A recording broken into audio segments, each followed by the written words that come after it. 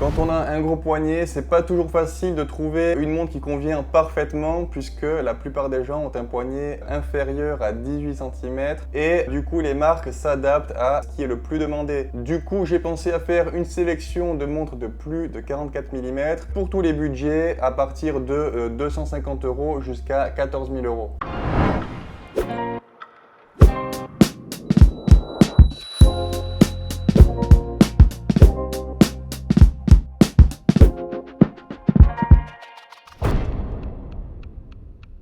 Alors on va commencer par une montre que je connais très bien et que j'adore mais qui est un peu trop grosse pour mon poignet de 17,5 cm. Donc je sais qu'elle conviendra à ceux qui ont un poignet un peu plus gros. Je parle de la King Samurai qui est une évolution logique de la Samurai. On a en plus un verre saphir, un insert de lunettes en céramique et un cyclope sur la date. Alors personnellement je suis jamais fan des cyclopes mais je sais que c'est un indispensable pour certains pour lire l'heure. Donc je sais qu'il y en a beaucoup qui seront ravis de ce cyclope. Le verre saphir par contre c'est pour moi aussi un indispensable. Quand je choisis une montre ça permet vraiment d'avoir la conscience plus tranquille sur les rayures. Même si c'est toujours rayable contrairement à ce que pensent certains, mais il faut vraiment y aller pour le rayer. L'insert de lunettes en céramique c'est une excellente chose aussi contre les rayures et le vieillissement naturel puisqu'avec le temps un insert en aluminium par exemple ça se dégrade, les couleurs changent un peu avec le temps alors que là pas du tout. Le diamètre est de 43,8 mm et c'est une montre qui se porte vraiment sur des gros poignets. Je précise puisque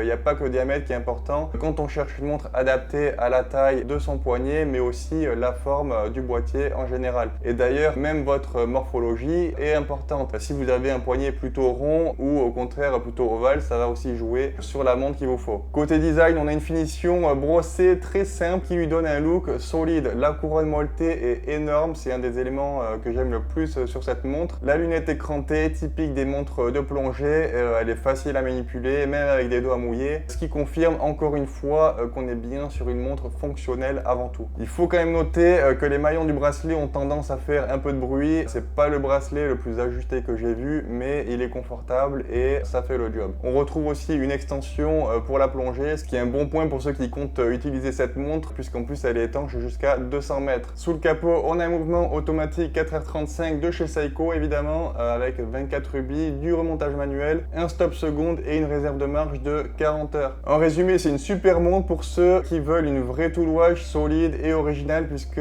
c'est une montre qui ressemble à aucune autre. On la trouve pour 650 €. Et si vous aimez ce style de montre, je vous conseille d'aller jeter un œil à ma boutique. Je propose plusieurs modèles avec cet esprit-là. En revanche, j'ai pas encore de modèle de 44 mm. C'est prévu pour la fin de l'année, mais vous pouvez toujours passer par l'onglet création sur mesure et là, je pourrais sûrement vous satisfaire, par exemple avec un boîtier quasiment identique à cette Seiko Samurai. Donc n'hésitez pas à jeter un coup d'œil, le lien est en description. Maintenant, on va passer à la montre la moins chère de cette sélection, l'Orient Kano, qui est un boîtier de 44 mm de diamètre. Presque tout le monde connaît l'Orient Ray ou Mako pour le rapport qualité-prix extraordinaire, mais je pense que l'Orient Kano, elle n'a pas reçu toute l'attention qu'elle mérite et à mon avis, c'est à cause de sa taille qui est beaucoup moins passe-partout. Mais vu qu'elle a moins de succès, le prix a très peu augmenté et elle reste super abordable puisqu'on la trouve pour environ 250 €. Le boîtier présente une finition brossée sur le devant et polie sur les côtés avec une couronne vissée pour assurer une étanchéité de 200 mètres. C'est une montre qui est particulièrement confortable puisque le boîtier est légèrement incurvé, mais du coup c'est pas une montre pour les poignets de plus de 20 cm non plus. Je vous la recommande si vous avez un tour de poignet entre 17 et 20 cm. Ce qui est bien, c'est qu'elle est disponible dans plein de coloris, donc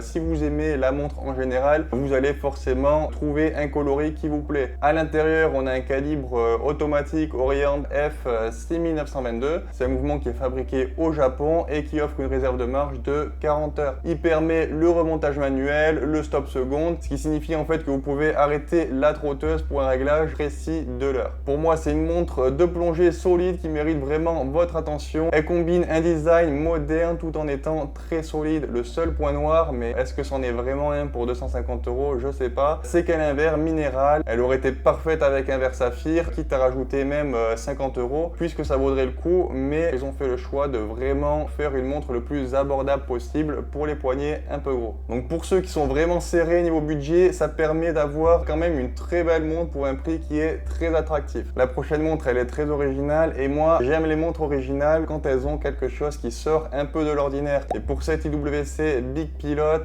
c'est sa couronne qui est surdimensionnée, qui permet aux pilotes d'ajuster la montre sans retirer leurs gants. Pour une montre qui garde le design original des premières montres pilotes, elle est très grande puisqu'elle mesure 46,2 mm de diamètre, et en plus elle est bien épaisse avec une épaisseur de 15,6 mm. Elle a aussi forcément été conçue pour une lisibilité maximale, fidèle à sa fonction initiale de montre aviateur. Mais il n'y a pas que la taille et sa couronne qui rendent la Big Pilot vraiment unique, c'est aussi son mouvement, puisqu'en 2016, IWC a repensé le cœur de la Big Pilot avec le calibre 52-110 et des composants en céramique plus légers et plus durables que les composants métalliques traditionnels. Ça permet alors d'avoir une réserve de marche impressionnante de 7 jours stockée dans 2 barillet. D'ailleurs, sur le cadran, on a l'indication de la réserve de marche en plus de la date qui, elle, est à 6 heures. Pour l'étanchéité, on est à 6 bars. Je m'attendais à plus vu l'épaisseur, donc c'est dommage. Au moins 10 bars, ça aurait été mieux, mais bon, tant pis. Elle est disponible dans 3 autres coloris, dont un style vintage appelé Heritage. Si vous cherchez une montre pilote à l'ancienne avec un mouvement extraordinaire, que vous avez un gros poignet et que vous avez 13 900 € de budget, c'est la montre idéale. Alors maintenant, on va parler d'une marque dont je suis pas trop fan normalement, mais la montre dont je vais vous parler,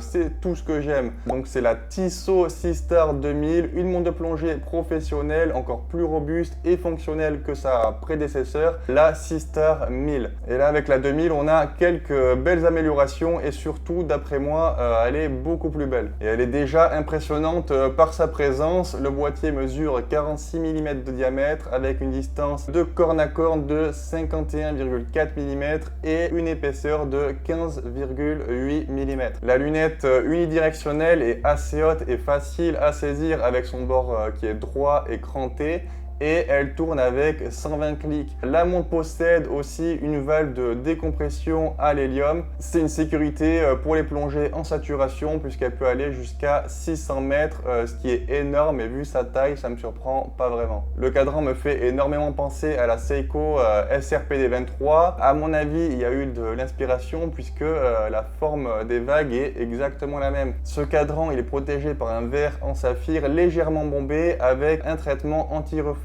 Ce modèle est disponible en 3 couleurs de cadran, 2 variantes de bleu dégradé et une version beaucoup plus classique en gris et noir. Sous le cadran, on a le mouvement très connu maintenant, Powermatic 80 de Tissot, qui est visible à travers un fond de boîtier transparent en saphir et qui est vissé. Ce mouvement, il est connu pour son impressionnante réserve de marche de 80 heures, qui est vraiment exceptionnelle et très pratique si vous avez l'habitude de tourner entre plusieurs montres régulièrement. L'insert de lunettes est évidemment en céramique, le bracelet est d'excellente qualité, c'est un sans faute pour Tissot, et c'est vraiment une montre qui a l'air beaucoup plus chère que ce qu'elle coûte réellement, puisqu'on est à seulement 1225 €. C'est hyper honnête. Là, vous avez une vraie belle montre que vous garderez longtemps et que vous pourrez porter absolument partout. La prochaine montre est assez unique en son genre, c'est l'Oris Aquis Pro 4000 mm. C'est une montre massive qui va ravir les plus gros poignets. Quand je dis que certaines montres ne sont pas pour tout le monde, c'est souvent pour dire que certaines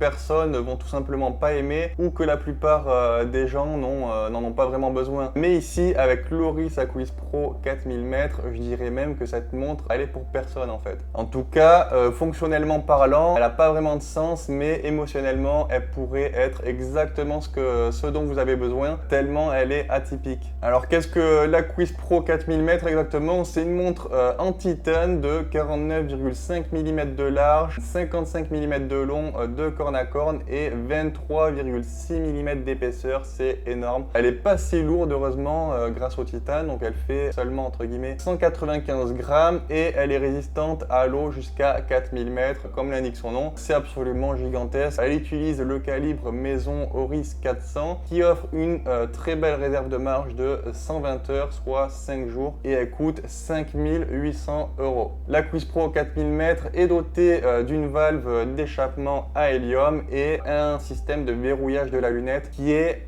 unidirectionnel avec 120 clics. Honnêtement, j'aime beaucoup le fait d'avoir une montre qui est capable de résister à des conditions extrêmes et en même temps des finitions dignes des meilleures manufactures. Absolument tout est parfait sur cette montre. Plus on observe de près le cadran et plus on s'aperçoit qu'il y a un souci du détail très poussé sur cette montre. Donc si elle vous a tapé dans l'œil, je vous la recommande évidemment. On va passer à la montre la plus robuste de cette sélection, la Sinn U1. C'est une montre de plongée fabriquée avec précision et grâce à l'ingénierie allemande. Et vous allez voir que je dis pas ça pour rien. Déjà, la première chose qu'on remarque, c'est cette finition mate sur l'ensemble du boîtier et du bracelet et surtout la lunette qui est en une seule pièce, ce qui est assez rare sur une plongeuse puisque d'habitude on a la lunette et l'insert de lunette en deux parties qu'on assemble ensuite. Ils ont vraiment fait aucun compromis sur la robustesse et pour que ça se raye pas trop facilement, la lunette a subi un processus appelé tégimentation. C'est un procédé que Sinn utilise pour durcir la surface de l'acier inoxydable. Ça rend la lunette 5 fois plus dure que l'acier inoxydable standard d'après Sinn. Le mouvement à l'intérieur, c'est un Sellita SW200, c'est un mouvement qui est très connu et reconnu. Il offre un remontage très fluide à travers la couronne positionnée à 4 heures et dispose d'un changement de date instantané à minuit. Et maintenant, on va parler des aspects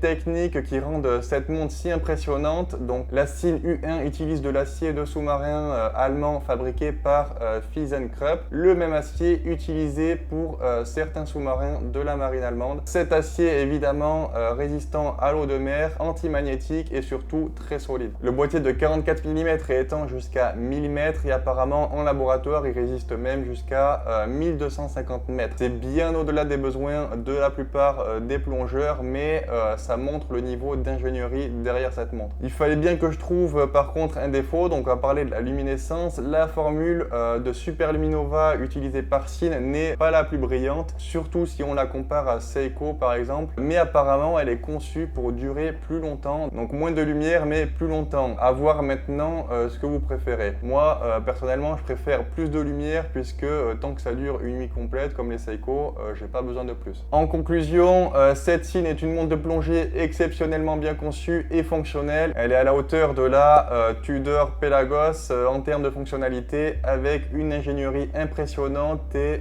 une exécution très soignée comme d'habitude. Pour le prix, on est à 2600 €. Pour finir, on va pas parler d'une montre mais d'une marque, Panerai, qui est souvent considérée comme l'une des meilleures marques de montres pour les gros poignets. Pour comprendre pourquoi Panerai est parfait pour les gros poignets, il faut d'abord plonger un peu dans son histoire. Donc c'est une marque qui a été fondée en 1860 à Florence en Italie et elle a commencé comme fournisseur d'instruments de précision pour la marine italienne. Donc, pendant la Seconde Guerre mondiale, Panerai a conçu des montres de plongée robustes pour les commandos de la marine appelés les Radiomir. Ces montres devaient être grandes pour être lisibles sous l'eau et dans des conditions de faible luminosité. Donc cette nécessité de conception a défini l'esthétique de la marque, de grandes montres faciles à lire, robustes et conçues pour l'action. Donc en général, les diamètres ils varient entre 40 et 47 mm, certaines vont même jusqu'à 50 mm. Et en plus, certains modèles comme la Luminor ont cette emblématique protège-couronne qui vient encore grossir l'aspect de la montre. Moi, ma préférée par exemple, c'est une des plus simples finalement, la Luminor Marina qui fait 44 mm de diamètre. J'espère que dans cette sélection, il y en a au moins une que vous avez envie d'acheter. N'hésitez pas aussi à aller voir ma boutique, le lien est dans la description.